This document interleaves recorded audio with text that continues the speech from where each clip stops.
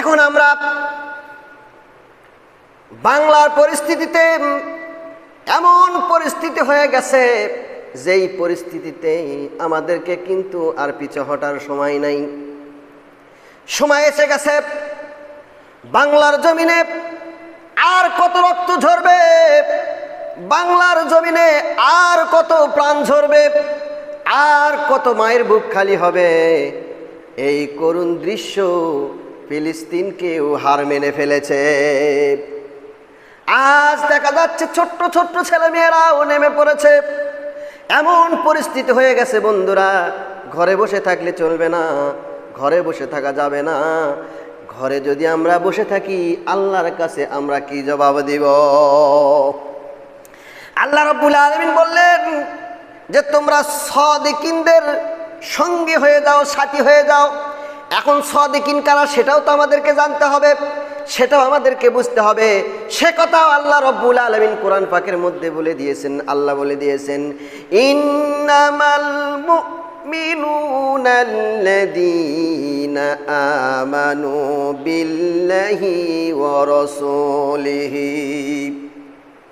আল্লাহ রাব্বুল আলামিন বললেন, প্রকৃত মুমিন তো ওরাই যারা ঈমান এনেছে আল্লাহ এবং আল্লাহ রাসূলের উপরে, আল্লাহ এবং আল্লাহ রাসূলের উপরে বিশ্বাস স্থাপন করে। সুম্মা লাম ইয়ারতাবু ওয়া জাহাদু বিআমওয়ালিহিম ওয়া আনফুসিহিম উলাইকা হুমুস সাদিকুন।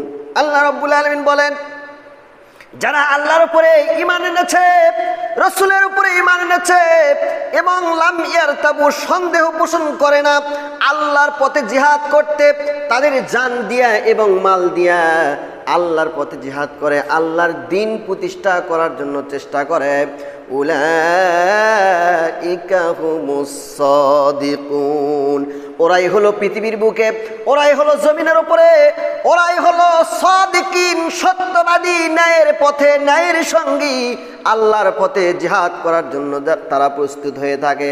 ওহারাই হলো সাদিকিন। এখন চিন্তা করে দেখেন, আপনি সাদিকিনদের দলে যাবেন না বাতিলের দলে যাবেন, না শয়তান আবু জেহেলের দলে যাবেন? কোন দলে যাবেন? আপনাকে আমাকে চিন্তা করে নিতে হবে, আপনাকে আমাকে চিন্তা করে নিতে হবে বন্ধু। ন্যায়ের পথে যদি আপনি, যদি আপনার জান মাল যদি চলে যায়, কোনো চিন্তা নাই, কোনো ভাবনা নাই। আল্লাহ রাব্বুল আলামিন বলেন, ইন্নাল্লাহা আশতারাউ মিনাল মুমিনিনা আনফুসাহুম ওয়া আমওয়ালাহুম বিআন্না লাহুমুল জান্নাহ। আল্লাহ রাব্বুল আলামিন বলেন, ইন্নাল্লাহা আশতারা, নিশ্চয়ই আল্লাহ ক্রয় করে নিয়েছেন, নিশ্চয়ই আল্লাহ ক্রয় করে নিয়েছেন। ইন্নাল্লাহা আশতারা মিনাল মুমিনিনা, মুমিনদের কাছ থেকে কিনে নিয়েছেন তাদের জান এবং মাল, যা কিছু আছে আল্লাহ রাব্বুল আলামিন তার উত্তম জান্নাতের বিনিময়ে কিনে নিয়েছে। অতএব